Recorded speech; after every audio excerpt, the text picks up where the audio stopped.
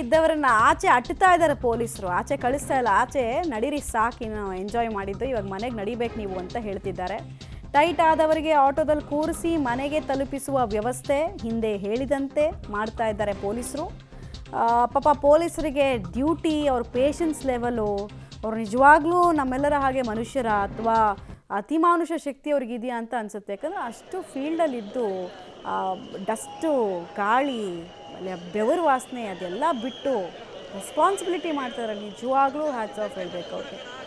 ಎಲ್ಲರನ್ನು ಕಳಿಸ್ತಾ ಇದ್ದಾರೆ ನೋಡಿ, ಯಾರಿಗೂ ಅವಕಾಶ ಕೊಡ್ತಾ ಇಲ್ಲ. ಇದ್ದರೆ ಇವರು ಹುಡುಗರು ಸೈಲೆಂಟಾಗಿರೋ ಕೇಳಲ್ವಲ್ಲ ಒಳಗಡೆ ಇರುವಂತಹ ಪರಮಾತ್ಮ.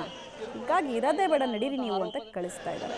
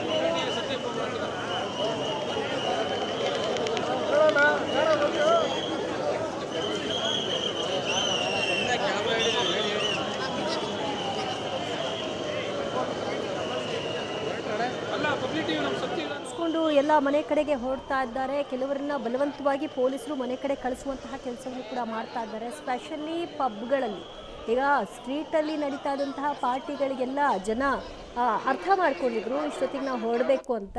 ಅದರಂತೆ ಈಗಾಗಲೇ MG ರೋಡ್, ಬ್ರಿಗೇಡ್ ರೋಡ್ ಎಲ್ಲ ಕಡೆಗಳಲ್ಲಿ ಖಾಲಿಯಾಗಿದೆ. ಆದರೆ ಈ ಕೋರಮಂಗಲ, ಇಂದಿರಾನಗರ ಅದೆಲ್ಲ ಪಬ್ ಇರ್ತಕ್ಕಂತಹ ಏರಿಯಾಗಳು, ಅಲ್ಲಿ ಸಿಕ್ಕಾಪಟ್ಟೆ ಜನ ಸೇರಿಕೊಂಡಿದ್ರು. ಕೆಲವು ಪಬ್ಗಳಲ್ಲಿ ಹೇಗೆ ಅಂದರೆ ಅಲ್ಲಿರ್ತಕ್ಕಂತಹ ಟೇಬಲ್ ಆ ಲಿಮಿಟ್ಸ್ನ ಮೀರಿದಂತೆ ಜನರನ್ನು ಸೇರಿಸ್ಕೊಂಡಿದ್ದಾರೆ. ಅದೆಲ್ಲವನ್ನು ಕೂಡ ಕ್ಲಿಯರ್ ಮಾಡುವಂತಹ ಕೆಲಸವನ್ನು ಪೊಲೀಸರು ಮಾಡ್ತಾ ಇದ್ದಾರೆ.